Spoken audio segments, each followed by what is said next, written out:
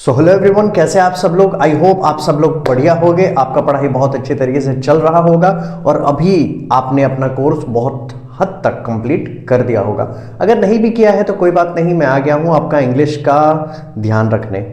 अभी एग्जाम सिर्फ इंग्लिश का नहीं है, बाकी सब चीज़ का भी है, बट पहला प्रायोरिटी इंग्लिश का हम दे रहे हैं। उसके बाद धीरे धीरे बाकी सब्जेक्ट्स पे भी बनाया जाएगा। ओके, आप लोग का कमेंट्स में पढ़ता रहता हूँ, बहुत अच्छा लगता है, बहुत बढ़िया लगता है, जान के बहुत अच्छा लगता है। बहुत लोग अपना स्कूल भी मेंशन किए, अपने सिटीज़ भी मेंशन किए और बहुत एक्साइटमेंट लगता है कि मेरे वीडियोस कितने दूर तक जा रहे हैं। और आपके कमेंट्स भी पढ़ के ये चीज़ तो एहसास होता है कि एटलीस्ट मेरे वीडियोस किसी किसी को यूज़फुल हो रहे हैं। सो ऐसे ही आप प्यार बनाए रखिए, मैं आपके लिए मेहनत ऐसे ही करता रहूँगा।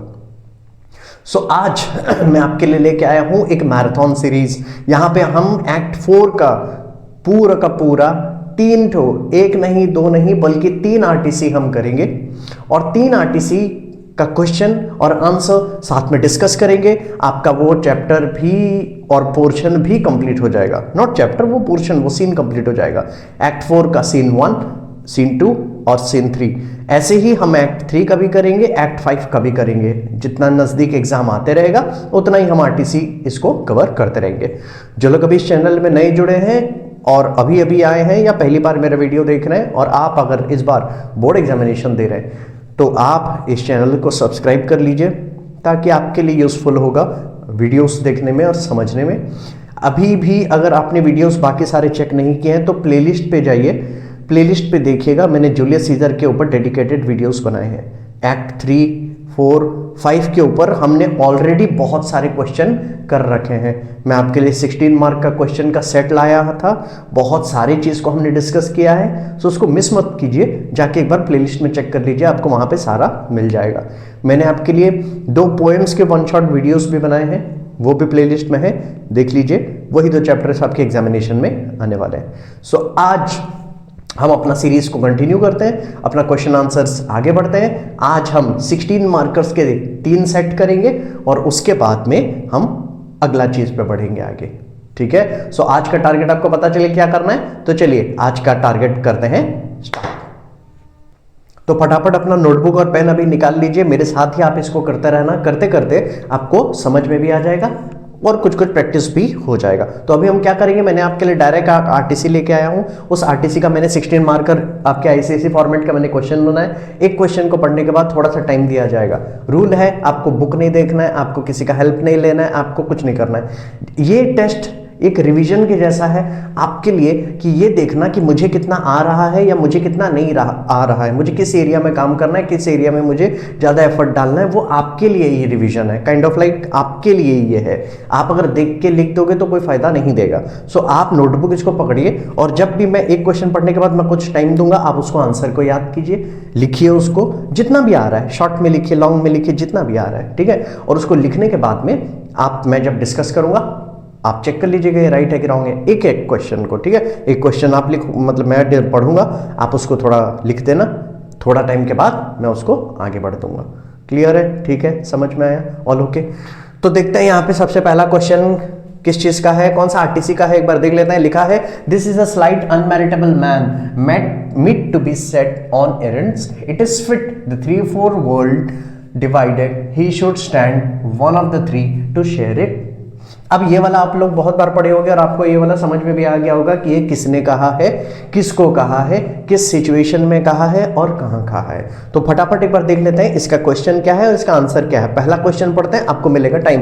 तो सबसे पहले मेरा एकदम इजी क्वेश्चन रहता है, क्योंकि हम कोई भी आरटीसी करें हमें ये पता होना चाहिए कि वो कौन सा सीन का है, किसने कहा, किसको कहा। ये बेसिक्स है, इतना आना चाहिए। इतना आने के बाद हम उसके अंदर जाएंगे। तो सबसे पहला question, what is the location of the scene. फिर उसके बाद है हु इज द स्पीकर और नेम द लिसनर। प्रैक्टिस क्या है, 3 मार्क का क्वेश्चन है, एक क्वेश्चन में 3 पार्ट है, हर एक एक पार्ट के लिए एक एक मार्क। पहला क्वेश्चन में व्हाट इज द लोकेशन पूछा तो लोकेशन का 1 मार्क, सेकंड में स्पीकर को वो बताओगे तो और 1 मार्क मिलेगा। यहाँ पे कौन सुन रहा है और ये स्पीकर के सामने कौन बैठा है उनका नाम लिखना है। तो आई होप आप इसको गेस कर लेते हैं। फटाफट एक बार लिख लीजिए कौन है क्या है।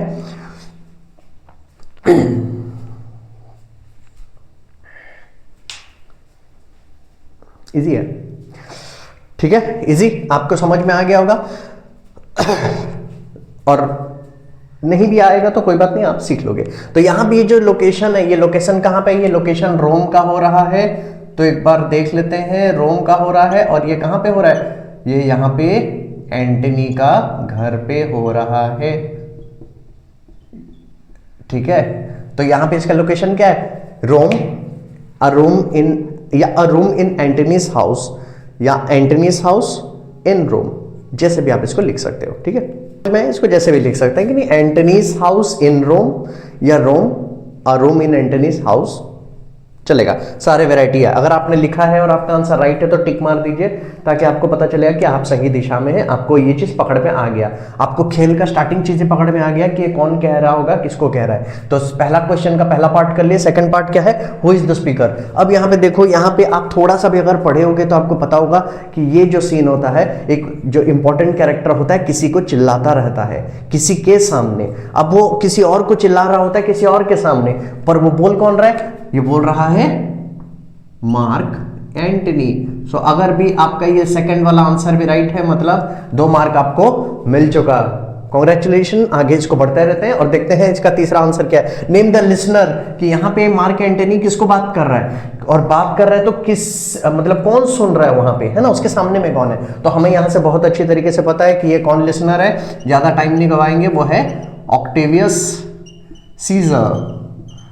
ठीक है, अगर ये तीनों का तीनों आंसर आपका राइट हुआ है तो आपके नोटबुक में आप टिक मार लीजिए और आपको पकड़ में आ गया आप। इसका मतलब ये है कि अगर आप राइट आंसर ये कर रहे हो तो उसका फीडबैक क्या होगा? उसका फीडबैक ये है, आप देख लो आपको ये तीनों आंसर आता था कि नहीं पहला क्वेश्चन का। अगर ये तीनों आंसर आता था, इट मीन्स आपको बहुत अच्छा खासा नॉलेज है, आपको इंफॉर्मेशन है कि कौन सा डायलॉग किसने कहा, कहां कहा, बेसिक्स आपके हाथ में है। तो अभी टेंशन का कोई बात नहीं। जहां पे रहा दूसरा केस कि बहुत लोग को ये भी चीज नहीं पता कि ये डायलॉग किसने कहा, कहां पे कहा, किसको कहा, क्या हो रहा है, तो थोड़ा और मेहनत करने का जरूरत है। ऐसे ही फीडबैक के लिए ही ये टेस्ट आपके लिए लाया गया है। कोई मार्क वार्क का टेंशन नहीं। अभी अगर नहीं भी आ रहा है तो भी कोई बात नहीं, सीख जाओगे, अभी अपने पास बहुत टाइम है। क्लियर है? तो बढ़ते हैं नेक्स्ट क्वेश्चन की ओर। नेक्स्ट क्वेश्चन क्या लिखा है यहां पे, एक बार पढ़ लो।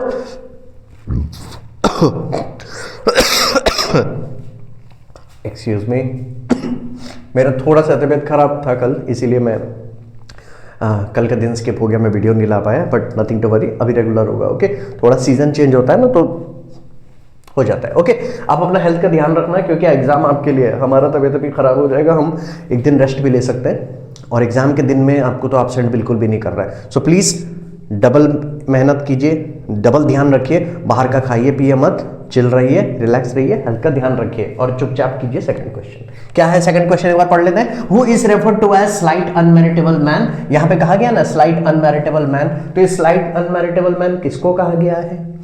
Next, what was the task given to the unmeritable man by the speaker? unmeritable man कौन है?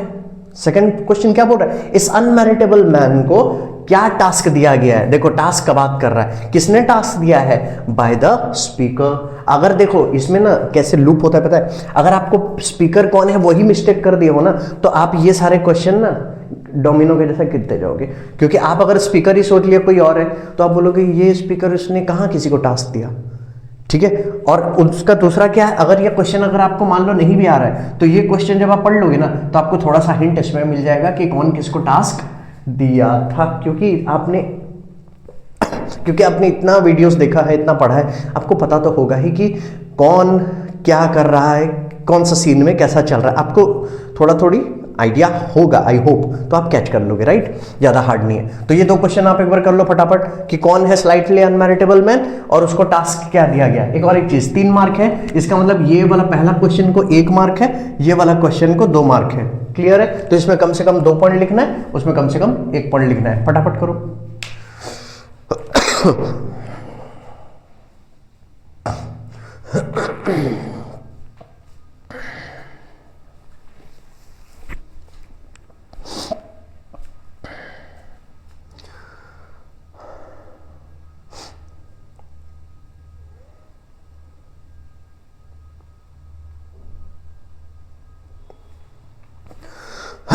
हो गया, क्लियर है। तो अभी हम लोग इसको डिस्कस कर लेते हैं, क्या है who is refer to as the slight unmeritable man. तो आंसर हम यहीं से स्टार्ट करेंगे, डायरेक्ट जो भी जिसका नाम है उसको हु की जगह में लिख दो। यहां पे कौन है, यहां पे है लेपिडस, सो लिखना लेपिडस, और आंसर क्या होगा, Lepidus is refer to as the slight unmeritable man. Answer right, tick मार दो, 4 मार्क आपका कंफर्म। नेक्स्ट में क्या लिखा, what was the task given to the unmeritable man. यहां पे आपको टास्क का पूछा गया है, तो लिखना द टास्क, देखो आंसर यहीं से फॉर्म हो जाएगा, है ना। The task which was given to the unmarriageable man by the speaker was to fetch Caesar's will and papers from Caesar's house। 1 point हो गया, मगर 2 मार्क का है, 1 पॉइंट और एक्स्ट्रा लिखना है। और 1 पॉइंट में क्या लिखेंगे, this documents and papers would be very helpful for Mark Antony to make crucial decision. Clear है, समझ में आ गया। 2 मार्क का 2 पॉइंट कैसे लिखना है, 1 mark 1 point, 2 mark 2 point, 3 mark 3 point. ICSE एकदम क्लियर है। सो अगर आपने इस चीज के बारे में लिखा है वेल एंड फाइन, आपको 3 और 3 6 मार्क कंफर्म हो गया। क्लियर है, समझ में आ रहा है कैसे करना है, क्या करना है। थोड़ा कॉन्फिडेंस आपको लगेगा, आप बस करते तो जाओ, थोड़ा थोड़ा करते जाओ, बहुत अच्छा लगेगा। नहीं भी समझ में आए, कुछ कुछ सीख के ही जाओगे, और एग्जाम्स में देखना यही सभी आता है भाई, कुछ एक्स्ट्रा नहीं आएगा। कोई हाईफाई लैंग्वेज के नहीं आएंगे, कोई ज्यादा आपको कॉम्प्लिकेटेड टर्म्स यूज नहीं करेगा। मेरे कमेंट में किसी ने एक वर्ड में एक पूरा हाईफाई टर्म उसने मेंशन कर दिया और बोला गया कि ये कैसा है। अरे भाई, पहला चीज इतना हार्ड वाला या थोड़ा भी कॉम्प्लिकेटेड ऐसे वर्ड्स नहीं आएंगे, ठीक है। सो चल रिलैक्स। तो यहां पे ये इसका कंप्लीट हो गया, सब बढ़िया है। आगे बढ़ते हैं नेक्स्ट क्वेश्चन में, क्या लिखा है, describe the three fold world. Three fold world को आपको डिस्क्राइब करना है, और यहां पे उसके रिलेटेड 3 मार्क्स है। इसका मतलब कम से कम आपको 3 पॉइंट्स लिखना है। सो फटाफट इसके ऊपर में 3 पॉइंट आप लोग लिख लो, फिर हम डिस्कस करेंगे। फटाफट लिख लो, describe the three fold world.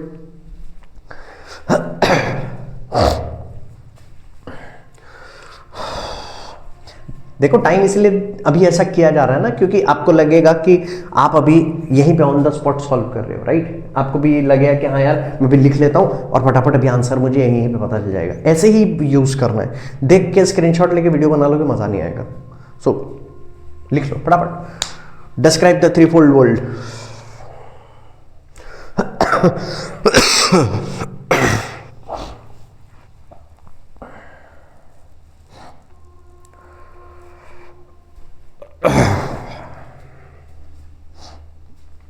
Okay, लिख लिया।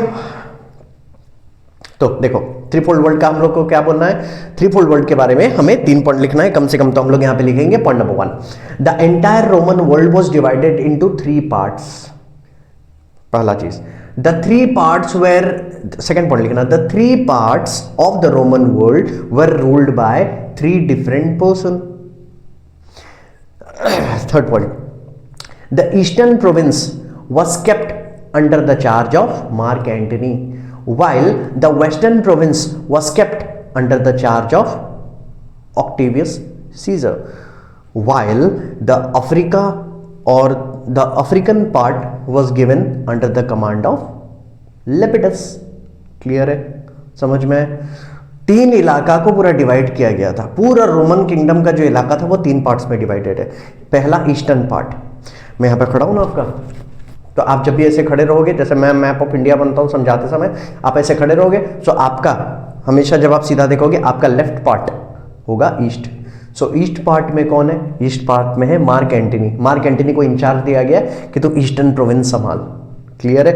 उसी हिसाब से वेस्टर्न प्रोविंस जो आपके राइट साइड में होगा, वेस्टर्न प्रोविंस का इंचार्ज दिया गया ऑक्टेवियस सीजर को, और अफ्रीका का इंचार्ज दिया गया है लेपिडस को। ये तीनों मिलके रूल कर रहे हैं, उन्हीं तीनों का थ्री फोल्ड वर्ल्ड कहा गया है। हमें बोला गया था 3 पॉइंट, हमने लिख दिया 3 पॉइंट, हमें मिल गया 3 मार्क। 3 3 6 3 9, काम खत्म। अगर आपने भी लिखा है इस वेल एंड फाइन, सुपर्ब। अगर आप ये आंसर भी लिख दे रहे हो ना, अभी तक 9 का 9 आया है, मतलब फैंटास्टिक। अगर नहीं आया है थोड़ा और मेहनत, ठीक है। Next question, name the 2 person who were specifically marked to be put to silence, how the 2 were related to the triumvirs. अभी जो लोग बोलते रहते हैं ना कि नहीं ऐसा है, ये है, वो है, और थोड़े डेढ़ छाने लोग होते हैं, 99% लोग तो स्वीट बच्चे लोग हो यार, आप लोग के लिए तो मतलब सब कुछ लुटा दे लगता है, पर कुछ डेढ़ छाने होते हैं ना, उनके लिए चैलेंज है। कर दो भाई ये 2 क्वेश्चन कर दो। नाम पूछा है, नेम द 2 पर्सन, अगर पढ़े हो और आपको पता है तो कर दो, नहीं कर पाओगे, पता है क्यों? क्योंकि यहां पे एक टेक्निकल ग्लिच है, एक छोटा सा ग्लिच है। क्या ग्लिच है? यहां पे जो 2 पर्सन के बारे में बोला गया है, क्या, हु वर स्पेसिफिकली मार्क्ड, जिनको अलग से डिस्कशन किया गया है, उनको टारगेट लिया गया है, क्या करने के लिए? To be put to silence. Put to silence मतलब मौत, जिनका मौत का वारंट साइन हो गया है, 2 स्पेशल लोगों का। अब ये जो 2 स्पेशल लोग हैं, इनमें से मैं क्यों बोल रहा था कि एक का नाम आप लिख पाओगे और एक का नाम आप नहीं लिख पाओगे, क्यों पता है? क्योंकि बुक में सिर्फ एक ही का नाम लिखा है, दूसरा का नाम तो है ही नहीं, या फिर मेंशन ही नहीं किया गया है। बहुत जाके इसको खोजोगे तो मिलेगा, ठीक है? बट हम प्रिपेयर कर लेते हैं, ऐसे क्वेश्चन आने के बहुत कम चांसेस होते हैं, क्योंकि आईसीएसई ऐसा क्वेश्चन नहीं देगा। बट अगेन एक्स्ट्रा इन्फॉर्मेशन जानने में क्या हर्ज है, ठीक है? वो तो हम क्या बोलते हैं, पिछला वाला जब सीन किए थे तो वहां पे हम यंग कैटो का फादर का भी हमने स्टोरी जान लिया था। स्टोरी बुक में नहीं लिखा है, वो बैक स्टोरी है, मगर एक्स्ट्रा जानने में कितना अच्छा लगा कि यंग कैटो के फादर कितना ब्रेव काम किए थे। कैटो ऑफ यूटिका कहा गया था ना, तो कैटो ऑफ यूटिका बहुत जगह में नहीं लिखा है, मगर एक्स्ट्रा चीज जानने में हमेशा प्राइड फील करना, खुशी महसूस करना कि आज कुछ नया जानने को मिला है, वापिस आता है। तो यहां पे क्या लिखा है एक बार कर लो, name the 2 person who were specifically mark to be put to silence, या फिर डेथ, जिनको मतलब मारने के लिए लिस्ट बनाया गया था। How the 2 were related to the triumvirs, 3 है, मार्क एंटनी, ऑक्टेवियस सीजर और लेपिडस। इन तीनों के साथ में इन दोनों का क्या क्या रिश्ता है, लिखो फटाफट जल्दी से।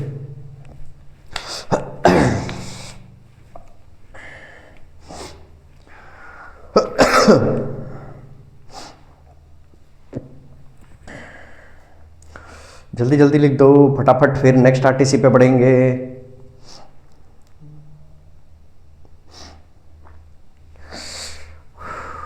ठीक है, चलो डिस्कशन कर लेते हैं। 99% लोग यहीं पे अटके होंगे, एक का नाम आता होगा दूसरा का नहीं। तो एक का नाम, ये 2 पर्सन कौन है? सबसे पहला जो नाम आता है उसका नाम लिख लेते हैं पब्लियस, ठीक है? तो पब्लियस नाम दिया गया है, बुक में भी मेंशन है, तो पहला पब्लियस है। सेकंड नाम जिसका बुक में नाम मेंशन नहीं है पर अपने जानने के लिए हमने जान लिया, उसका नाम है एमिलियस। एमिलियस, ठीक है, क्लियर है? देख लो एक बार, नाम लिखा है जैसा बढ़िया तरीके से, एमिलियस और पब्लियस, यहां तक क्लियर है? नेक्स्ट क्वेश्चन क्या बोल रहा है? हाउ द 2, मतलब ये दोनों रिलेटेड टू द ट्रायम्वर्स। तो हमें यहां पे पता है कि एमिलियस कौन है? एमिलियस है ब्रदर ऑफ लेपिडस, और पब्लियस कौन है? पब्लियस है नेफ्यू, नेफ्यू किसका? Of Mark Antony. सो लिखेंगे how the 2 were related to the triumvirs, लिखना the 2 were related to the triumvirs in such a way, in the following way. फिर बिटवाइज भी लिख सकते हो जैसे आपको लिखना है। लिखना कि Publius happens to be the nephew of Mark Antony, whereas Aemilius happens to be the brother of Lepidus. Clear है? हो गया? तो यहां पे भी हमने नेक्स्ट क्वेश्चन कर दिया, 3 मार्क हमें मिल गया।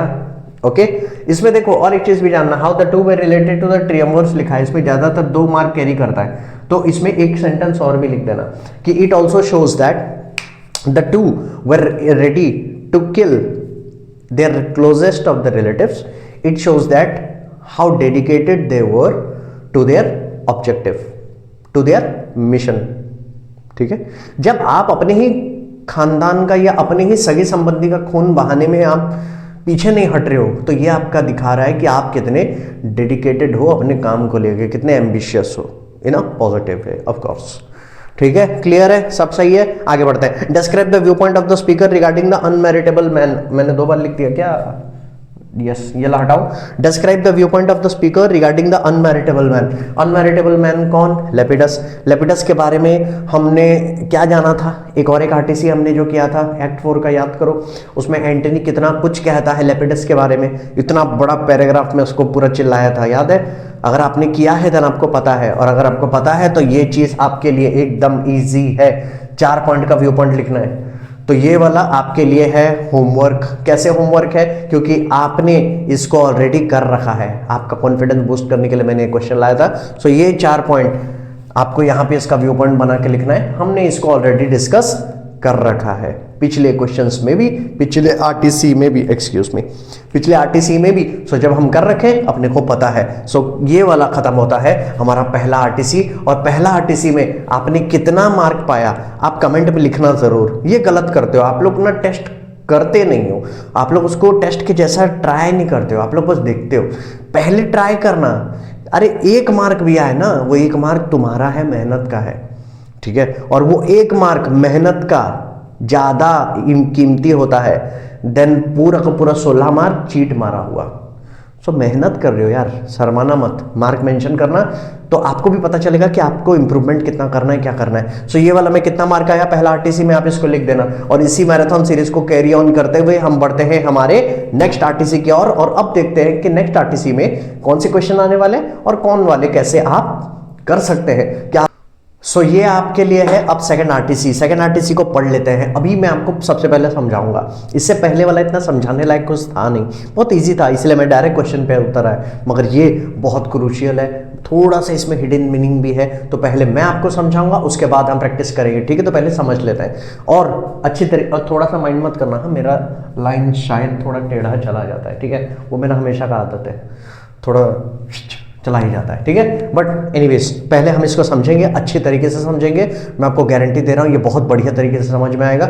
इतना बढ़िया तरीके से आपको समझ में आया कि आप भी जाके 2 लोग को समझा सकते हो। क्या भाई बैठ, मैं समझाता हूँ तेरे को, बैठ, एकदम इजी, ठीक है? तो 4 सीन 2 का ये लाइन है और यहाँ पे ये क्या कह रहा है देखते हैं। When love begins to sicken and decay, यहाँ पे लव के बारे में बात किया जा रहा है। कौन बोला, क्या बोला, वो हम आंसर में डिस्कस कर लेंगे, बट इसका कंटेक्स्ट क्या है, इसमें वो लाइन के मीनिंग क्या है पहले वो समझ लेते हैं। क्या लिखा है? When love begins to sicken and decay, तो यहाँ पे देखो लव के बारे में बात किया जा रहा है। When love begins to sicken and decay,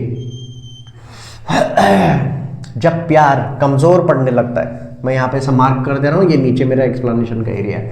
जब यहाँ पे किसी के प्रति भी हम कुछ अपना प्यार रखते हैं, हम अपना फीलिंग्स रखते हैं, जब वो स्ट्रांग रहता है तो पर्सन कुछ अलग तरीके से रिएक्ट करता है। आप लोग देखे होंगे, आपके दोस्त लोग, आपके चाहने वाले, आपके जो भी सगे संबंधी आपको अगर दिल से प्यार करते हैं कि नहीं करते हैं, आपको देख के समझ में आ जाता है।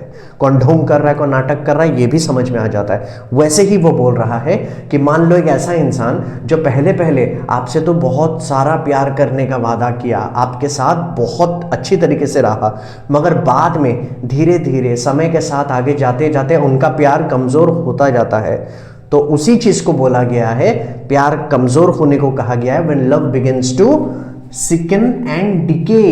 अब ये जो यहाँ पे जो लव के बारे में कहा गया है, इसको याद रखना, ये यहाँ पे पर्सोनिफाई किया गया है, ठीक है?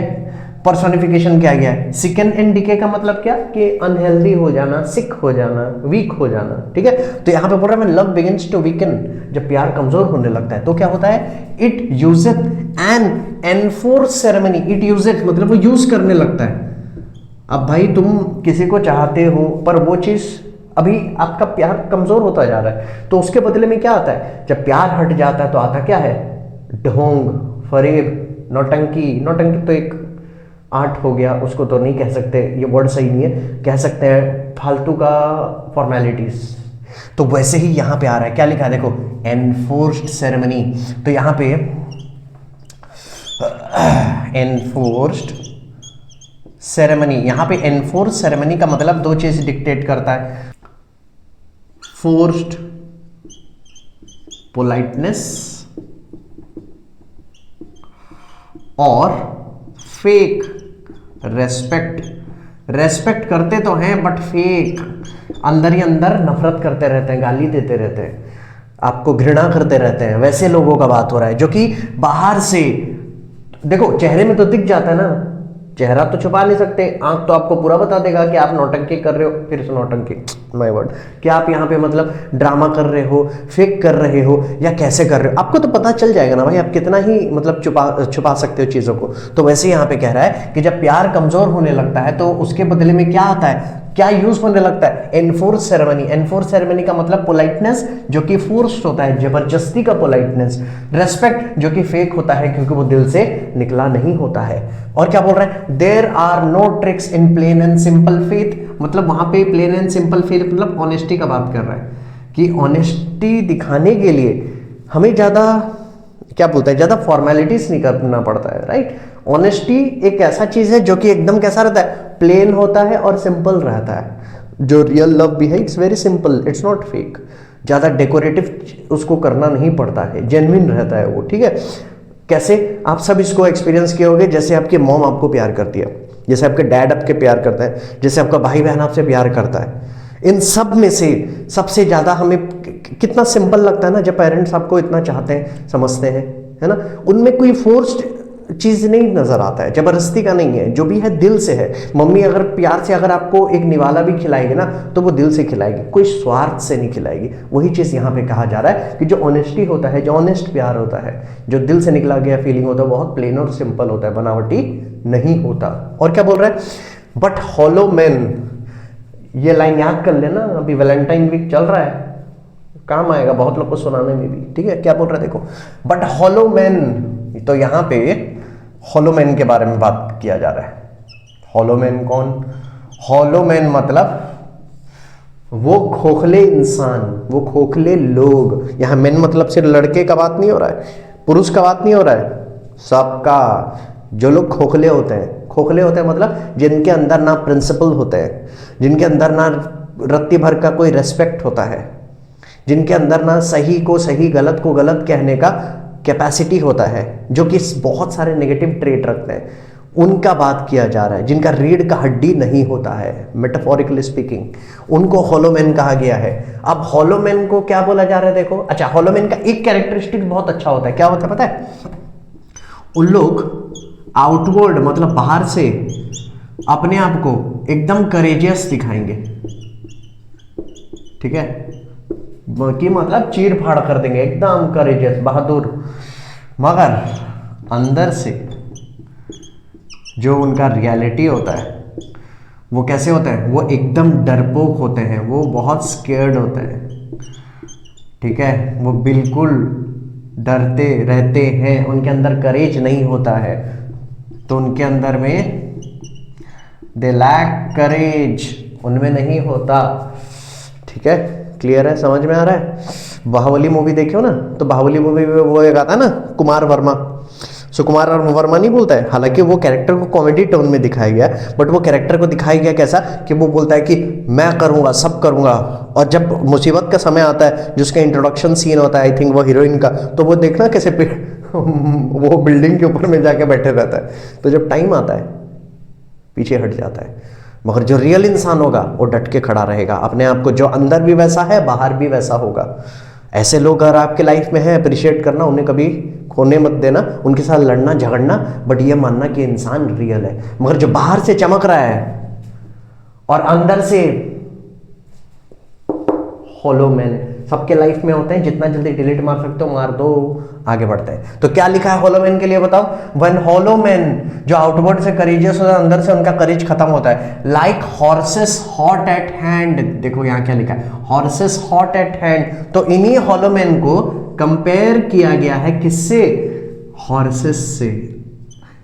ये क्या बात है, पर हॉर्सेस तो अच्छे होते हैं, हाँ, मगर कैसे टाइप के हॉर्स, वो हॉर्स जो कि इनिशियली बहुत एक्साइटेड रहते हैं, बहुत एक्साइटेड रहते हैं, जो कि बहुत एनर्जेटिक रहते हैं, कौन, वैसे टाइप के हॉर्सेस। तो वैसे फेक लोग भी ना स्टार्टिंग में बहुत एनर्जेटिक रहते हैं, स्टार्टिंग में आपको कस्में वादे खिला के भाई ऐसे चांद पे चढ़ा देंगे आपको, और जब बारी आएगा पीछे हट जाएंगे। आपके लाइफ में बोलेंगे कि भाई एग्जाम आ रहा है, आप अगर बोलोगे ना कि नहीं मैं अभी बढ़िया से पढ़ रहा हूँ, ये कर रहा हूँ, वो कर रहा हूँ, तो दोस्त लोग जो साल भर नहीं पढ़े वो लोग बोलेंगे भाई नोटबुक थोड़ा देना प्लीज, गॉड प्रॉमिस मैं तुझे लौटा के दे दूंगा, सच में, तो कल 7 बजे शाम को मैं पूरा लौटा के दूंगा। मगर जब उनको डिलीवर करने का टाइम आया, क्योंकि अंदर से तो खोट है ना, ऐसे सारे नहीं होते, बट मैं हॉलो मैन का बात कर रहा हूँ। वो लोग क्या करेंगे, आएंगे नहीं, वो लोग प्रॉमिस करके निभाएंगे नहीं, भले ही छोटा सा ही प्रॉमिस क्यों ना हो, उनके बारे में बहुत कुछ बताता है। और आप सब अभी मेच्योर्ड इनफ हो कि आपने ये चीज जो मैं बोल रहा हूँ स्कूल लाइफ में तो देखा ही देखा है। क्लास में ऐसे कोई ना कोई तो होते ही है, वो खराब नहीं है पर उनका परिस्थिति उनको ऐसा बना दिया। Hollow men, what to do, थोड़ा दया कर सकते हैं और कुछ नहीं। तो यहाँ पे क्या लिखा है, हॉर्सेस हॉट एट हैंड। तो ऐसे हॉलो मैन किसके जैसे होते हैं, like horses who are initially very excited, initially बहुत एक्साइटेड होते हैं। तो यहां पे देखो क्या लिखा है, लाइक लिखा है, ठीक है। तो यहां पे like horses hot at hand, तो यहां पे इसका है सिमिली, ठीक है, क्लियर है। सिमिली लिखा है, horses hot at hand, hot at hand मतलब समझ में आ गया, इनिशियली जो बहुत एक्साइटेड होते हैं। और क्या करते हैं, make Gallant show, Gallant show, Gallant show का मतलब ब्रेव डिस्प्ले, कि मतलब ऐसा दिखावा करेंगे कि भाई साहब एकदम गजब है कि नहीं, एकदम ब्रेव डिस्प्ले, डिस्प्ले उनका बहुत ब्रेव होगा। And promises of their metal, और वादे करेंगे, क्या बात है, किस चीज का, ऑफ देयर मेटल, मेटल का मतलब करेज। मैं ऊपर का चीज में ऐसे नीचे लिख रहा हूं तो आपको कनेक्शन समझ में आएगा, मैं ये वर्ड इधर इधर ऐसे लिखते जा रहा हूं, ठीक है। मेटल का मतलब है करेज। तो लोग बाहर से अपने आप को ब्रेव दिखाएंगे और अपना प्रोमिसेस करेंगे तुमसे अपने बहादुरी और अपने करेज के लिए, यहां तक ठीक है। फिर क्या होगा, बट मगर when they should endure the bloody spur, endure का मतलब होता है बेयर करना, बेयर समथिंग मतलब सहना, है ना।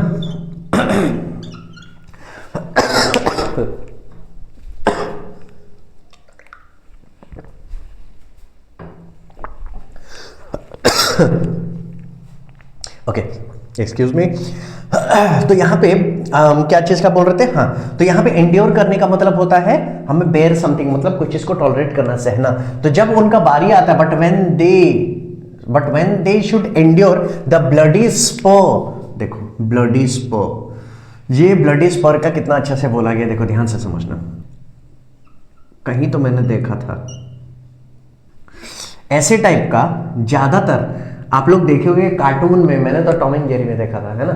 जब एक सीन में टॉम आता है इम्प्रेस करने, एक उसके पड़ोस में एक बिल्ली आई हुई रहती है उसको, तो वो काउबॉय का ड्रेस पहन के आता है। काउबॉय का ड्रेस पहन के जब आता है तो उसका बूट के पीछे, मेरे को बूट का ड्राइंग नहीं बनाने आता, ठीक है, तो उसका बूट के पीछे ऐसा एक तो ना मेटल, शार्प मेटल का एक टुकड़ा लगे रहता है, चक्का टाइप का रहता है ना।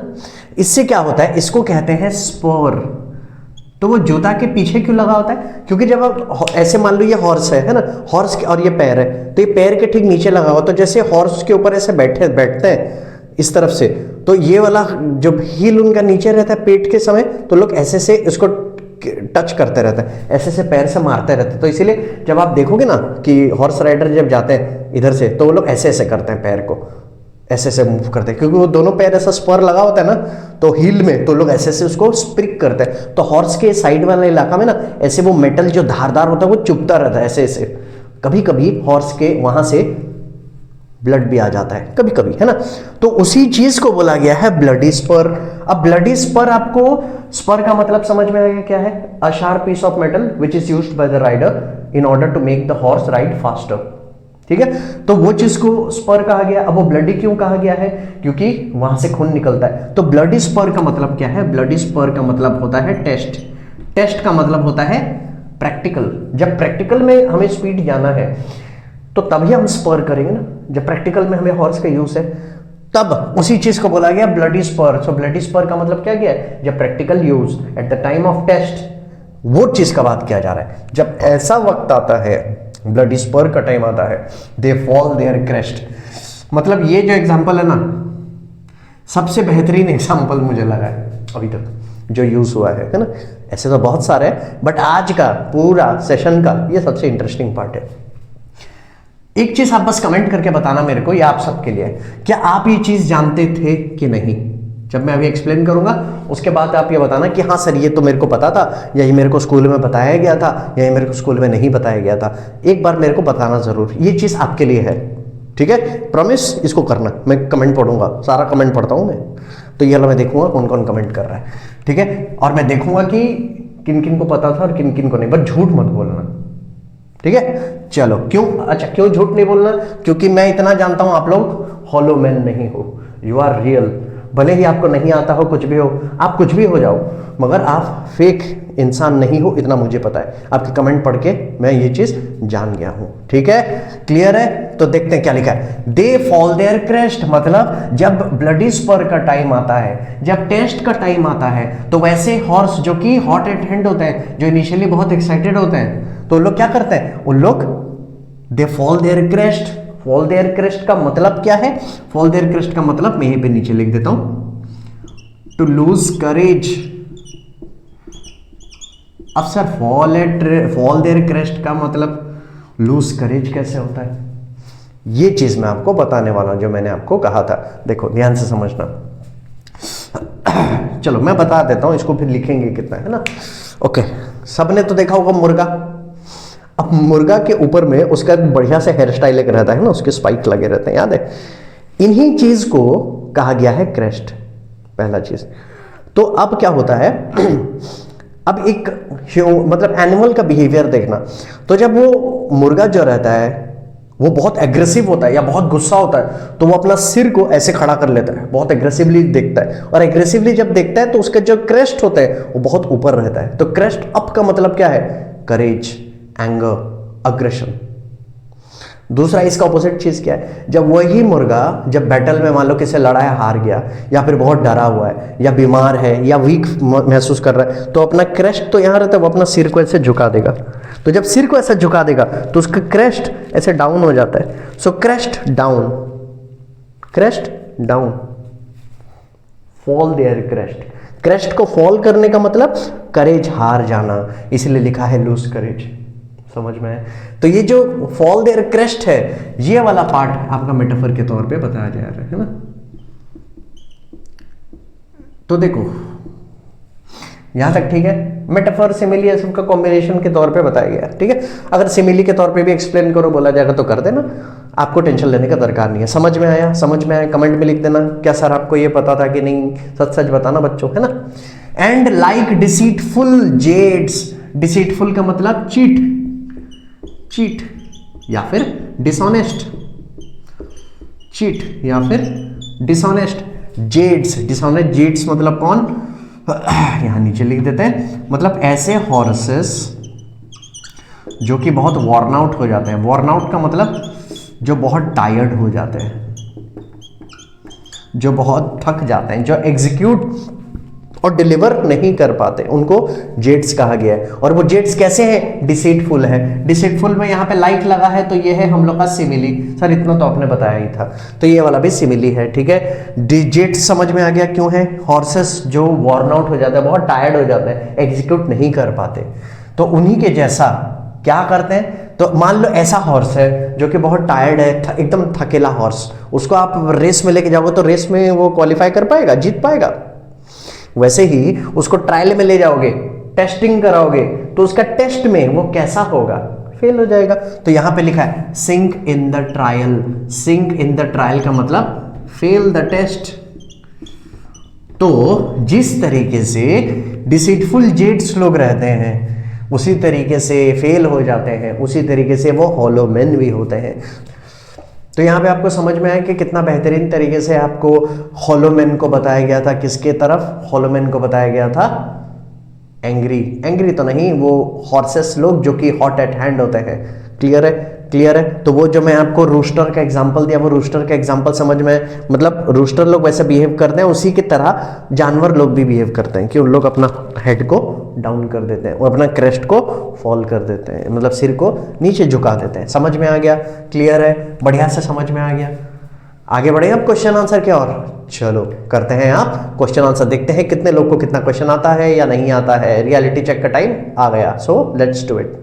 सो ये है आपके लिए क्वेश्चन, एक और एक 16 मार्कर मैंने क्वेश्चन लाया है, देख लीजिए क्वेश्चन, पढ़ लीजिए कैसा क्या है। मैंने मार्क डिवीजन रख दिया, इसको एक बार ट्रायल कीजिए और एक बार आप पढ़िए आपको आ रहा है कि नहीं, एक बार इसको सॉल्व कीजिए, वरना मज़ा नहीं आएगा, ठीक है। सबसे पहला क्वेश्चन पढ़ते हैं, फिर आपको कुछ टाइम दिया जाएगा। तो पहला क्वेश्चन क्या है देखते हैं, what is the location of the scene who all are present along with the speaker, what is the mood of the speaker. 3 mark, 3 part, हर एक एक पार्ट 1 मार्क ईच। फटाफट करो।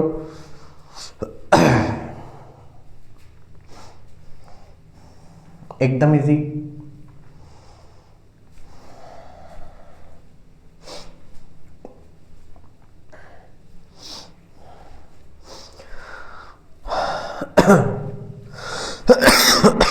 Excuse me.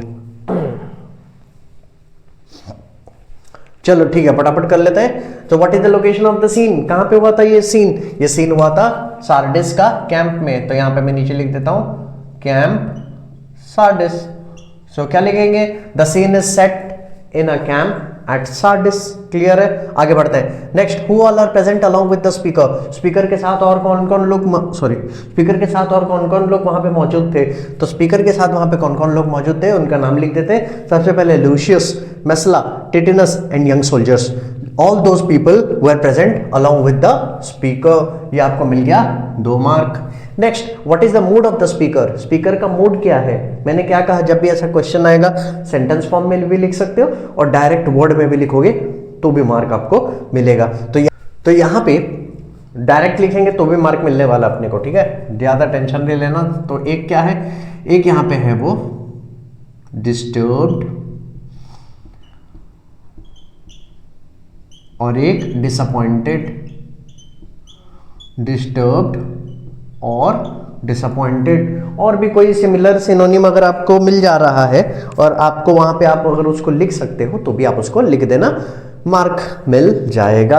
ठीक है, सो ये वाला हमने यहां पे कर दिया, इसको कर देते हैं टिक। 3 मार्क का हो गया, कहानी खत्म। बढ़ते हैं हमारे नेक्स्ट सीन पे, मतलब नेक्स्ट क्वेश्चन पे। I am sorry, next scene निकल रहा है बार बार मुंह से। Describe what the speaker said about love. तो ये इसका 3 पॉइंट हमें लिखना है। सो फटाफट 3 पॉइंट इसको लिख दो जल्दी से। शॉर्ट करके भी लिखोगे तो भी चलेगा, आपको बस आंसर आपका राइट होना चाहिए। फटाफट लिखो जल्दी जल्दी, बिल्कुल लेट मत करो।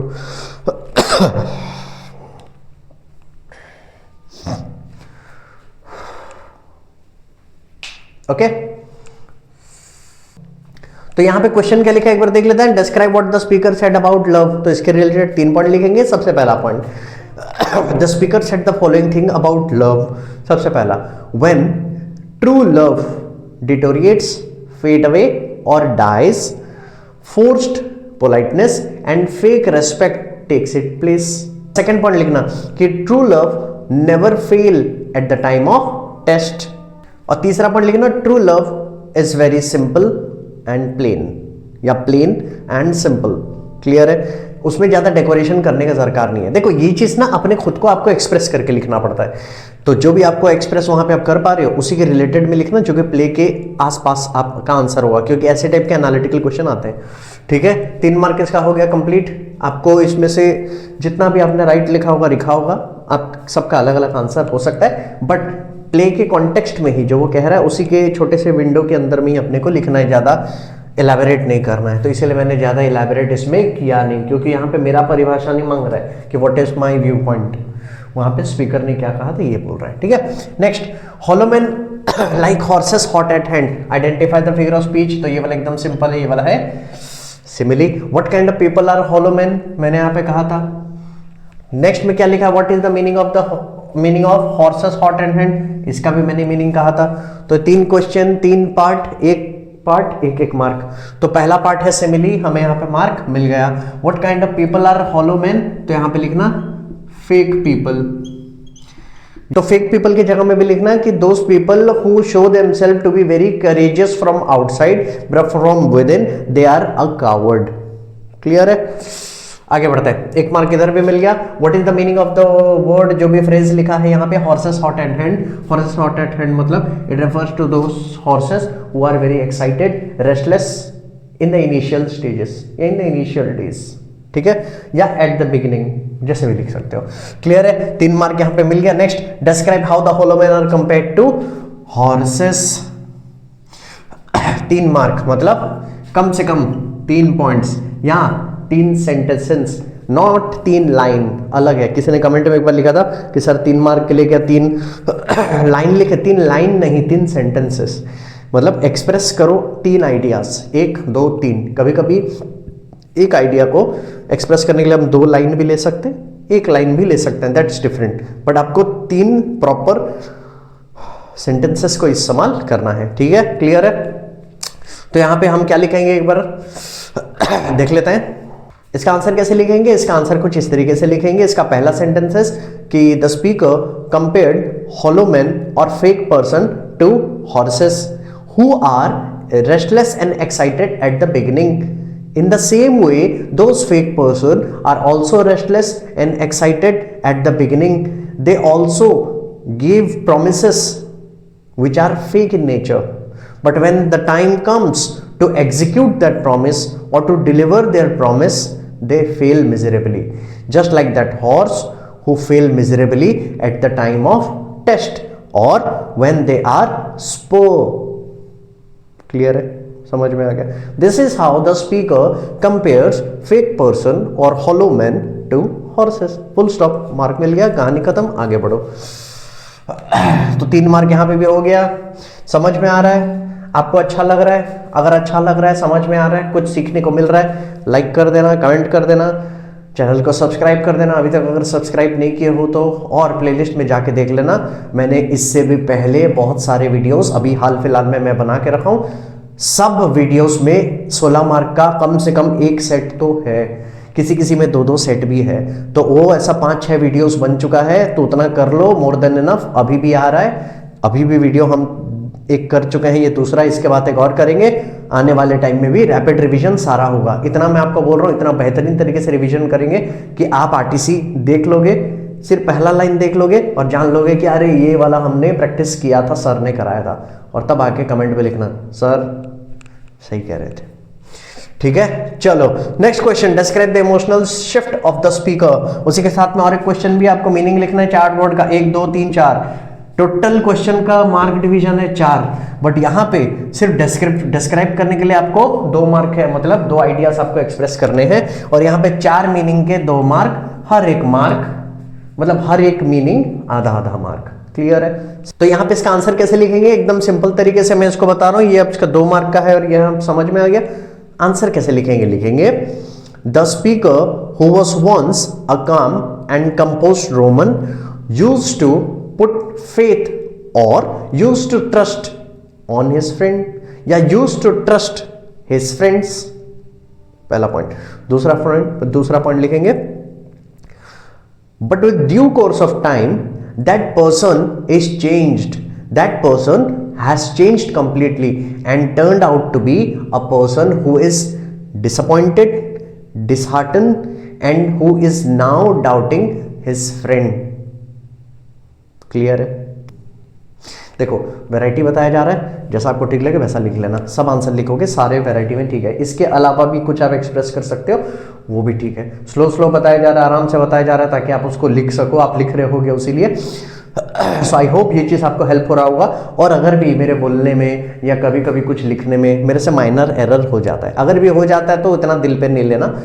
यह मत बोलना ये एरर कर रहा है, सबसे हो जाता है, मेरे से भी कभी कभार हो जाता है. ठीक है, अगर ऐसा हुआ तो आप पॉइंट कर देना कि सर आपने ये गलत बताया था, ठीक है, बट रेस्पेक्ट के दायरे में रहते हुए. वरना मैंने क्या कहा था कि रेस्पेक्ट जिस दिन नहीं रहेगा उस दिन कुछ नहीं होगा, आपका पढ़ाई लॉस हो जाएगा. क्योंकि मैं यहाँ पे उन 99% लोगों पे फोकस करना चाहता हूँ जो कि बहुत इस पढ़ाई से यूजफुल चीज़ें लेते हैं, जो कि जिनको पढ़ाई में जो एक्चुअली सीरियस है, जो कि चीज़ों को अप्रिशिएट करते हैं, जिनको लगता है कि कुछ सीखना है, कुछ जानना है, उनके लिए वीडियो बनाया रहता है. तो वो 1% जो नेगेटिव कमेंट डाल रहे हैं, मैं आपको रोक तो नहीं सकता, ब्लॉक तो कर सकता हूँ, सीधा से ब्लॉक कर दूंगा. मेरा थोड़ी कोई रिश्ता है. आपके लिए 1% के लिए मैं मेरे 99% लोगों को थोड़ी छोड़ सकता हूँ, कभी नहीं हो पाएगा. सो एक नेगेटिव कमेंट आउट. क्योंकि देखो यार, क्लास में मेरा ऐसे ही होता है, सिंपल सी बात है. दूसरा चीज, अगर आपको कोई चीज बताना है, जानना है, तो पोलाइट तरीके से रह के भी हम अपना बात सामने रख सकते हैं. याद है ना, इंडियन हिस्ट्री, कभी कभी सुभाष चंद्र बोस और महात्मा गांधी का भी डिसएग्रीमेंट होता था, बट रेस्पेक्ट के दायरे में रहते हुए. यहाँ पे मैं ये नहीं कह रहा हूँ कि कौन महात्मा गांधी और कौन सुभाष चंद्र बोस, एक एग्जाम्पल दिया जा रहा है. इंडियन हिस्ट्री पढ़ रहे हो ना, रिवाइज करने में काम आएगा और चीज़ों को समझने में भी. ओके, समझ में आया यहाँ पे 2 मार्क का कैसे लिखना है। अब यहाँ पे फटाफट इसको 4 मीनिंग है इसको लिख देते हैं। इसको तो मैंने डिस्कस किया है पढ़ाते समय, एक्सप्लेन करते समय, एक बार और कर देना, नोट डाउन कर लेना। तो स्पर क्या है, तो स्पर की जगह में लिखेंगे it is a small sharp piece of metal which is used by the rider to make the horse ride faster.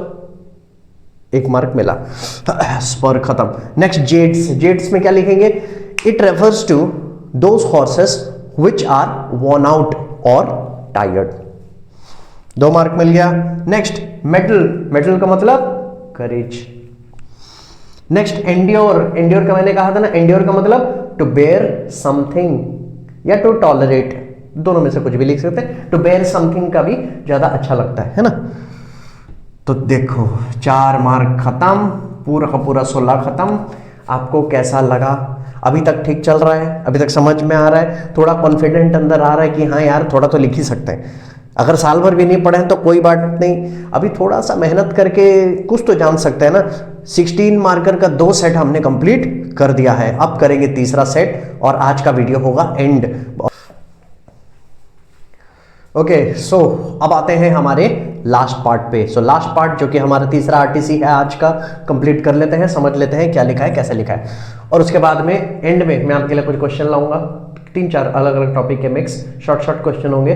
इसके एंड करने के बाद देखते हैं आपको आता है कि नहीं, क्विक रिवीजन हो जाएगा लाइक अ गेम। ठीक है, ज्यादा नहीं, 3-4 ज्यादा नहीं। ओके चलो क्या लिखा देखते हैं। By the gods you shall digest the venom of your spleen though it do split you, for from this day forth I'll use you for my mirth, yeah, for my laughter when you are waspish।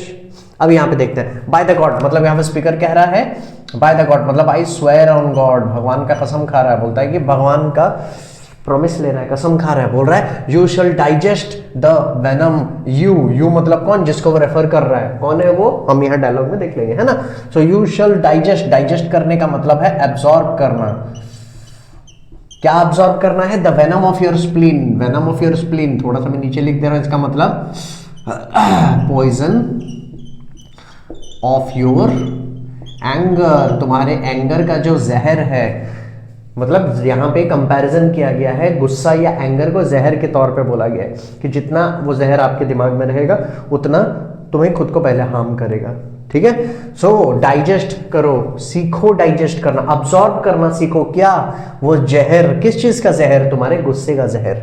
दो it do split you, दो मतलब even if, even if मतलब किसी भी हद में करो, अगर भी वो तुम्हें क्या करता है, do split you, split you का मतलब किल यू, अगर भी ये तुम्हें मार ही क्यों ना दे, भाई इसको कम से कम अब्सॉर्ब करना सीखो, ऐसे उगलो मत जहर, है ना।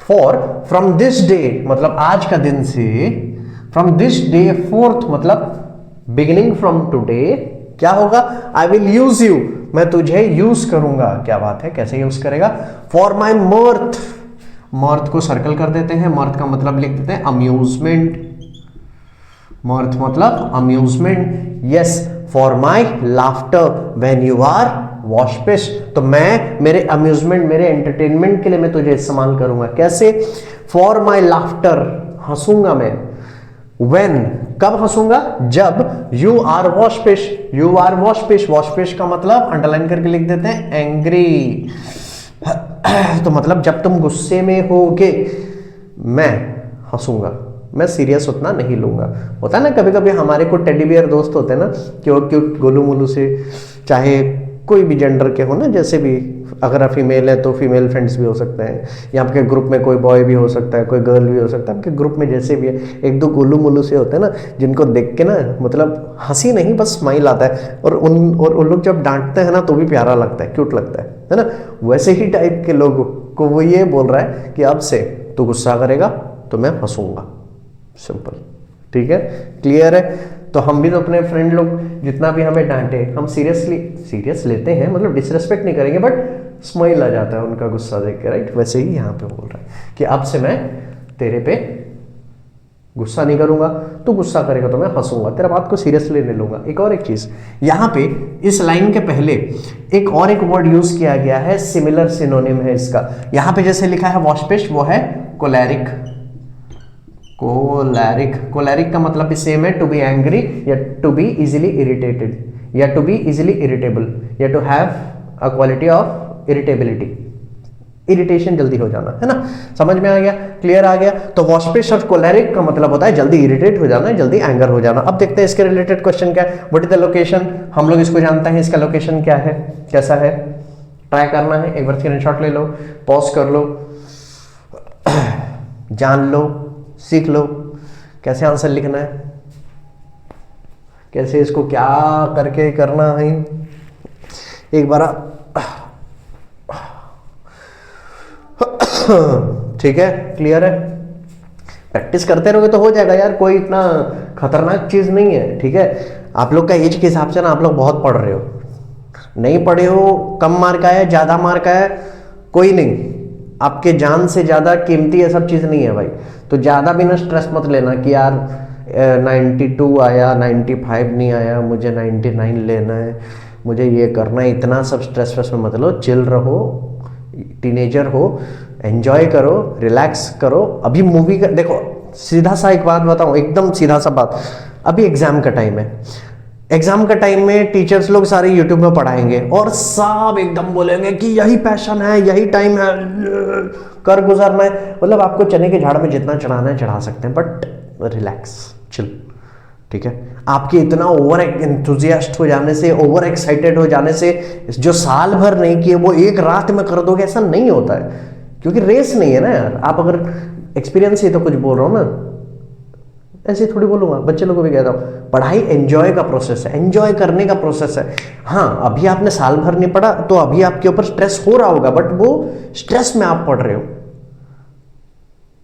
वो अच्छी बात नहीं है। समझ में आ रहा है? तो इसीलिए मैं कह रहा हूँ, जिस दिन ज़्यादा स्ट्रेस लगे कि नहीं यार मुझे एग्जाम के रिलेटेड कुछ ऐसा है वैसा है, कुछ भी है, व्हाटएवर, अगर आपको अपना बात रखना है, मैंने इंस्टा आईडी दिया है, फॉलो भी मत करना, भाड़ में जाएगा एकदम, गेट लॉस्ट, बिल्कुल मत करना फॉलो, कि साले तेरे को एक फॉलोवर नहीं दूंगा मैं, बिल्कुल फॉलो मत करना। मैं फॉलोवर के लिए नहीं बोल रहा हूँ, मैं बस एक कम्युनिकेशन लाइन एस्टैब्लिश करना चाहता हूँ कि अगर आपको ज़्यादा स्ट्रेस हो, अगर आप ज़्यादा डिस्ट्रेस्ड हो जाओ एक्सक्यूज मी, ज़्यादा नेगेटिविटी आ जाए, कोई अगर आपके लाइफ में है कि या कोई मेंटोर है, कोई कुछ है जिनसे आप बात कर पा रहे हो, शेयर कर पा रहे हो, वेल एंड फाइन। अगर कोई नहीं है तो अपने आप को अकेले मत समझना, ठीक है। कोई भी इशू है, कोई भी बात है, मैसेज ड्रॉप इन करना, मैं हूं आपके लिए, टेंशन लेने की कोई बात नहीं है, ठीक है। कर लो, ज़्यादा भाषण नहीं मारना मेरे को।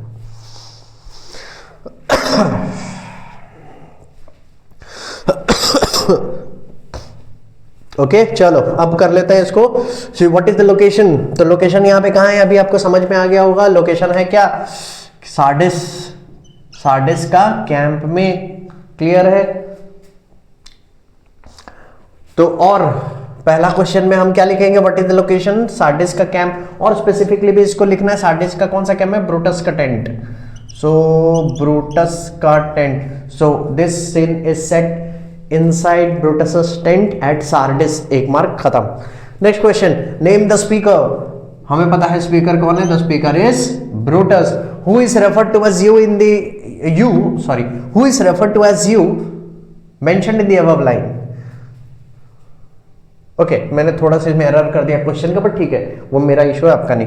तो यहाँ पे अबव लाइन में यू बोल के किसको कहा गया है, हमें पता है यू बोल के कहा गया है केशियस, क्लियर है। तो यहां पे अपना 3 मार्क हो गया।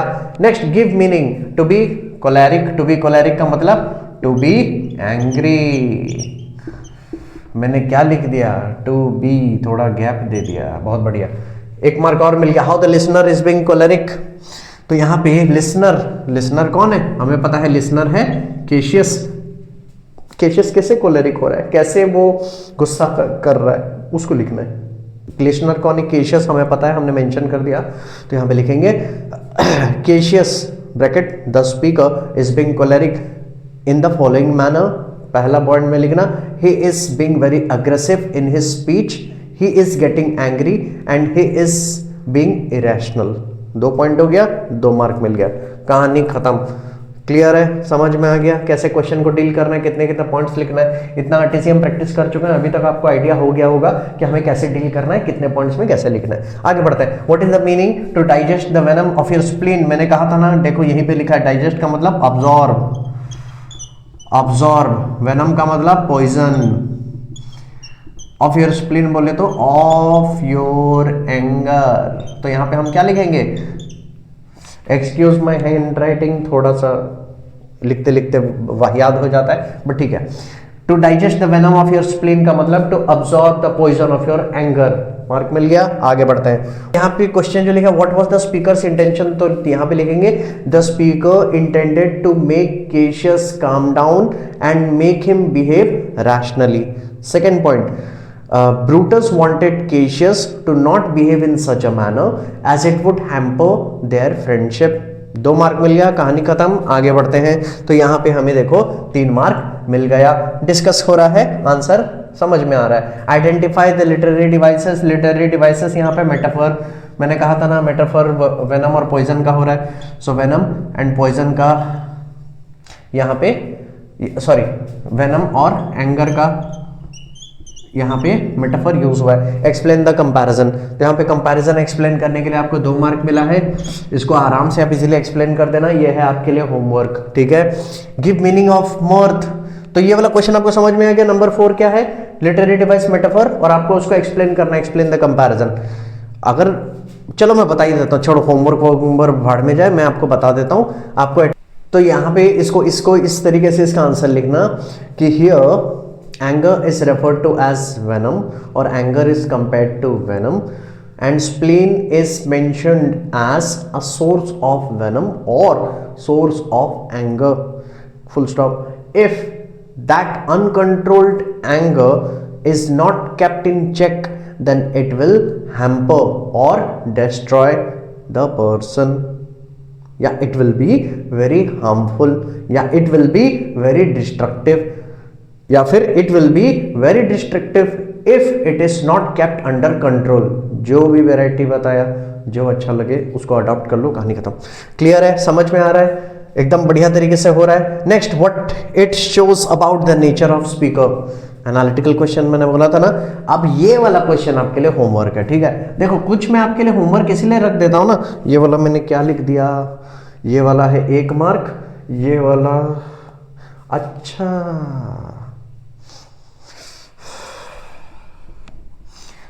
अब आते हैं हमारे नेक्स्ट क्वेश्चन पे। नेक्स्ट क्वेश्चन क्या है, गिव मीनिंग, हमें मीनिंग लिखना है किसका, मर्थ का। अब मर्थ का यहाँ पे हमने क्या लिखा था, मर्थ का मतलब लिखा था अम्यूजमेंट, अम्यूजमेंट, यह है लास्ट क्वेश्चन का पार्ट। उसका पहला पार्ट में है मर्थ का मतलब लिखो, तो हमने लिख दिया amusement. Next, how the speaker will use the listener for mirth. The speaker will use the listener for his enjoyment as he will laugh when Cassius becomes angry or when Cassius gets angry। ठीक है, clear है। 1-1 mark का है, तो अपने को देखो यहाँ पे 1 मार्क, यहाँ पे 1 मार्क, तो अपने को उस हिसाब से लिखने का है। 3 क्वेश्चन है, तो ये मटेरियल से मीनिंग मांग रहा है तो 1 मार्क का है, यहाँ पे पूछा गया है तो ये 1 मार्क का है। लास्ट का क्वेश्चन थोड़ा आपको डिस्क्राइब करना है, तो ये 2 मार्क का है। समझ। Last question, what it shows about the nature of the speaker. ये वाला क्वेश्चन एनालिटिकल क्वेश्चन है कि आपको स्पीकर का ये लाइन जो आपने सुना, डिस्कस किया, जाना, इससे आपका क्या ओपिनियन बन रहा है उसके बारे में, उसके नेचर के बारे में। आप लोग बीच बीच में डिमांड कर रहे थे ना बहुत लोग के, सर एनालिटिकल क्वेश्चन लाओ, एनालिटिकल क्वेश्चन लाओ, तो ले आया एनालिटिकल क्वेश्चन। यह है आपका होमवर्क, आई होप आप इसको कर ले। क्लियर है, समझ में आ गया, एकदम ईजी है। उसका नेचर के बारे में आपको लिखना है। मैं एक बस हिंट आपको दे रहा हूं, एक पॉजिटिव नेचर लिखो, एक नेगेटिव नेचर लिखो, ठीक है। या दोनों पॉजिटिव भी लिख सकते हो या एक पॉजिटिव भी लिख सकते हो, जैसा आंसर आप बना पाओ वैसा। क्यों मैं आपको बोल रहा हूं, आप नेचर के बारे में लिखोगे 1 पॉइंट और नेचर का इंपैक्ट के बारे में लिखना दूसरा पॉइंट। मैं आपको देखो, मैं आपको थोड़ा हिंट दे रहा हूं कि आंसर कैसे लिखना। तो एक कैरेक्टर के बारे में मेंशन करना और वो कैरेक्टर या वो नेचर कैसे हार्मफुल है वो मेंशन कर देना, काम खत्म। क्लियर है, क्लियर है। या फिर 2 कैरेक्टर के बारे में इंडिविजुअली पॉइंट 1 पॉइंट 2 करके लिख देना, जैसा आपको ठीक लगे। वैरायटी अपने पास बहुत सारा है, ठीक है। क्लियर है, समझ में आ गया।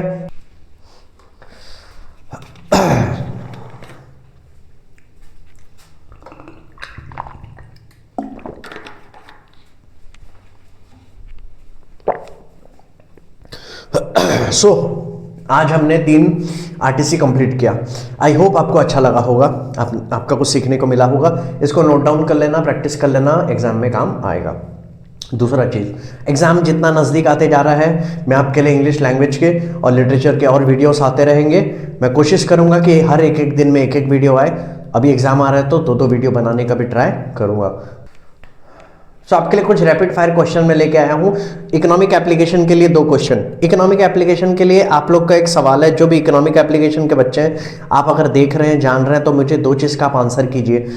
आरबीआई एस्टैब्लिश्ड कब हुआ था? आपको ईयर का बताना है कि कौन सा ईयर में आरबीआई एस्टैब्लिश्ड हुआ था। दूसरा चीज़, आरबीआई का एक फंक्शन होता है बहुत इंपॉर्टेंट, कि वो इन्फ्लेशन को कंट्रोल करता है, राइट। इन्फ्लेशन को कंट्रोल करने के लिए वो अलग अलग मेजरमेंट यूज करता है, अलग अलग तरीका वो अपनाता है। तो एक क्वेश्चन उसके related, what is the difference between CRR and SLR? CRR और एसएलआर के बीच में एक डिफरेंस बताओ। डिफरेंस तो बहुत सारे हैं, सिर्फ नाम का नहीं, उनके फंक्शन रिलेटेड में डिफरेंस बताना, ठीक है। फिजिकल एजुकेशन बच्चों के लिए एक सवाल है कि फुटबॉल में जो कॉशनरी ऑफेंसेस और सेंडिंग ऑफ ऑफेंसेस के बीच में डिफरेंस क्या है? दोनों में एक एग्जांपल बताओ। दूसरा चीज, ऑफसाइड कब होता है? हिस्ट्री रिलेटेड एक क्वेश्चन मैं आपके लिए लाता हूं कि टोटल कितने आरटीसी हुए थे, जो कि राउंड टेबल कॉन्फ्रेंस कहते हैं, और उन आरटीसी में से कितने ऐसे आरटीसी हैं जो गांधी जी ने अटेंड किए थे।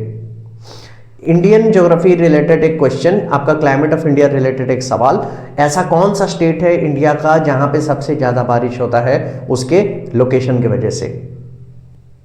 ये सारी चीज का अगर आपको आंसर आता है, आपका बढ़िया से जा रहा है, आपका प्रिपरेशन एकदम मस्त जा रहा है। ज्योग्राफी का भी करेंगे, हिस्ट्री का भी करेंगे, सिविक्स के मैंने भी कुछ पार्ट्स बनाए हैं, हिस्ट्री के भी बनाएंगे, सब चीज़ बनाया जाएगा। बस आप ऐसे सपोर्ट करते रहना, आप जुड़े रहना। आपको वीडियो अच्छा लगता रहेगा तो मेरे को मज़ा आते रहेगा। आपका कमेंट्स मेरा सपोर्ट, और मैं आपके लिए वीडियो लाते रहूँगा। ऐसे ही हम और क्लासेस लाते रहेंगे और आपको प्रेजेंट करते रहेंगे, ताकि आपका पढ़ाई हैम्पर ना हो और आपको बहुत मज़ा आए। सो मिलते हैं हमारे नेक्स्ट वीडियो में। Till then, bye everyone.